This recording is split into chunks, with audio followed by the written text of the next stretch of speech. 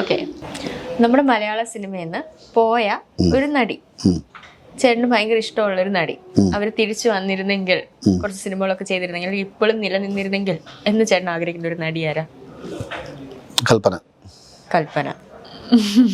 വേറൊരു ഇന്റർവ്യൂവിലും പാർവതി ചേച്ചി ഇങ്ങനെ കൽപ്പന ആണല്ലേ?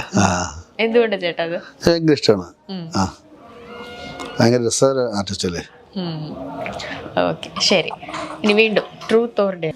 ഇനി ട്രൂത്ത് മതി. ശരി, ചേട്ടന് ഏറ്റവും അവസാനം ചെയ്തതിൽ ഒരു ഞാൻ ചെയ്ത മോശമായിപ്പോയി എന്ന് തോന്നിയൊരു കാര്യം, ആരോടും പറയാതെ? കണ്ടോണ്ട് ചിരിക്കുന്നുണ്ട്.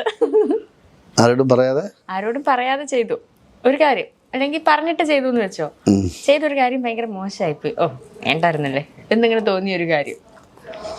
സത്യം പറഞ്ഞ അങ്ങനത്തെ ഒരു കാര്യം ചെയ്യാറില്ല. എന്തെങ്കിലും ആരോടത്തും പറഞ്ഞിട്ടൊക്കെ പോകാറുള്ളൂ. എവിടെ പോയാലും എന്തെങ്കിലും ചെയ്യാറുള്ളതും അങ്ങനെ തന്നെയാണ്. പിന്നെന്താ അങ്ങനെ മോശമായിപ്പോയത്? അങ്ങനെ മോശമായിപ്പോയൊന്നുമില്ല. ഇടയ്ക്ക് സിനിമ കാണാൻ വേണ്ടി വീട്ടിൽ മോളെയും വൈഫിനെയും വിളിച്ചു. മോൾക്ക് താല്പര്യമില്ല എന്ന് പറഞ്ഞ ഉടൻ തന്നെ ഞാൻ ഒറ്റയ്ക്ക് പോയി സിനിമ. വേണമെങ്കിൽ കുറച്ചും കൂടെ പ്രസ് ചെയ്തെങ്കിൽ വന്നനെ. സിനിമ കണ്ടുകൊണ്ട് ഞാൻ വിചാരിച്ചു, അയ്യോ അവരെ കൂടെ ഉണ്ടായിരുന്നെങ്കിൽ കൊള്ളായിരുന്നു എന്ന് തോന്നി. അതിപ്പോൾ അതിന് പകരമായിട്ട് ഞാൻ ഇപ്പോൾ ചെന്നോട്ടെ സ്പൈഡർമാൻ കാണിക്കാൻ കൊണ്ടുപോകും.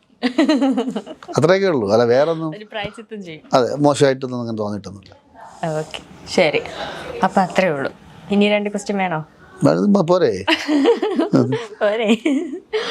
ഓക്കെ, ശരി. ഓക്കെ, അപ്പോൾ ഫസ്റ്റ് ക്വസ്റ്റ്യൻ, പ്രതിഫലം മേടിക്കാതെ ഞാൻ സിനിമ ചെയ്തിട്ടുണ്ട്, യെസ് ഓർ നോ? യെസ്. കൂടെ അഭിനയിച്ച നായികയോട് പ്രണയം തോന്നിയിട്ടുണ്ട്? രസത്തനെയോ ഇങ്ങനെ വെച്ചാൽ ഓണെന്നാ? നോ. അല്ല, ഇങ്ങനെ സംഭവം ഓണ എന്നുള്ളതാ. അത് ഭയങ്കര രസമാണത്. ജീവിതത്തിൽ ഒരു മാന്യനായിട്ട് അഭിനയിക്കേണ്ടി വന്നിട്ടുണ്ട്?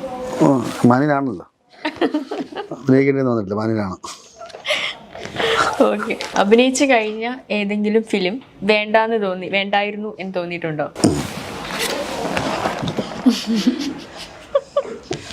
ഒന്നല്ല, 2-3 കുറച്ചേ ചെയ്തിട്ടുള്ളെങ്കിലും. ഏതെങ്കിലും സിനിമ കണ്ടിട്ട് ബോറടിച്ചിട്ടുണ്ടോ? ബോറടിച്ചാന്ന്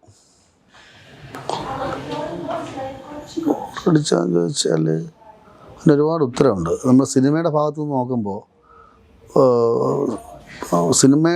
സിനിമാക്കാരനായിട്ടിരിക്കുമ്പോൾ അങ്ങനെ ബോറടിക്കാറില്ല. കാരണം എല്ലാം കഷ്ടപ്പെട്ടെടുക്കുന്ന സിനിമകളാണ്, അങ്ങനെ ബോറടിക്കാറില്ല. അല്ലാതെ നമുക്ക് നമ്മൾ വേറെ പ്രേക്ഷകനായിട്ട് കാണുമ്പോൾ ചില സമയങ്ങളിൽ പോകുമ്പോൾ അടിച്ചിട്ടുണ്ട്. ഉപ്പും മുളകും എന്ന പരമ്പരയിലൂടെ നമുക്ക് എല്ലാവർക്കും ഏറെ സുപരിചിതനായ താരമാണ് ബിജു സോപാനം. ഉപ്പും മുളകും എന്നും പ്രേക്ഷക ഹൃദയത്തോട് ഏറെ അടുത്തു നിൽക്കുന്ന ഒരു പരമ്പരയാണ്. സാധാരണ സീരിയൽ കണ്ണീർ പരമ്പരകളെ മാറ്റി നിർത്തിയാൽ ഉപ്പും മുളകും നമുക്ക് സമ്മാനിച്ചത് ഒരു വീടിൻ്റെ സന്തോഷങ്ങളും സങ്കടങ്ങളും ഒക്കെ തന്നെയാണ്. നമ്മുടെ കുട്ടിക്കാലം മുതലൊക്കെ തന്നെ കണ്ടു ശീലിച്ച ഒരു പരമ്പരയായിരുന്നു ഉപ്പും മുളകും. സാധാരണ സീരിയലുകളെ വെല്ലുവിളിക്കുന്ന ഒരു തരം സീരിയലായിരുന്നു ഉപ്പും മുളകും. കാരണം അതിൽ അതിഭാവുകത്വങ്ങളില്ല, അധികം മേക്കപ്പ് ഇല്ല, ആഡംബരമില്ല, ഒന്നുമില്ല. അങ്ങനെ ഒന്നുമില്ലാതെ ഒരു സാധാരണ കുടുംബം, ബാലുവും നീലുവും മക്കളും അടങ്ങുന്ന ഒരു കുടുംബത്തിന്റെ രസകരമായ കഥകൾ, അവരുടെ സന്തോഷങ്ങളും പ്രാരാബ്ദങ്ങളും കണ്ണുനീരും അങ്ങനെയെല്ലാം ആ കഥകളിലുണ്ടായിരുന്നു. ഇന്നും പ്രേക്ഷകർ നെഞ്ചോട് ചേർക്കുന്ന ഉപ്പുമുളകിന് കാരണം അതുതന്നെയാണ്. എന്നാൽ പിന്നീട് പല കാര്യങ്ങളും ആ സീരിയലിനെ അഫക്റ്റ് ചെയ്തു തുടങ്ങി.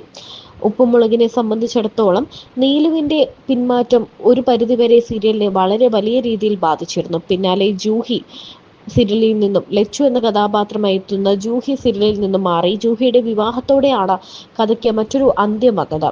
എന്നാൽ പിന്നെയും ഉപ്പുമുളകും മറ്റു ബാക്കിയുള്ള കഥാപാത്രങ്ങളുടെ കഥയോടെ മുന്നോട്ട് പോവുകയായിരുന്നു. എന്നാൽ ഇപ്പോൾ ബാലുവും ശ്രീകുമാറിനും ഒരു കേസ് വന്നതോടെ ഉപ്പുമുളകും വീണ്ടും താഴേക്ക് പോയിരിക്കുകയാണ്. എന്താണ് ഇതിനെ സംബന്ധിച്ചുള്ള വിശദാംശങ്ങൾ എന്ന് ഇപ്പോഴും ആർക്കും അറിയില്ല.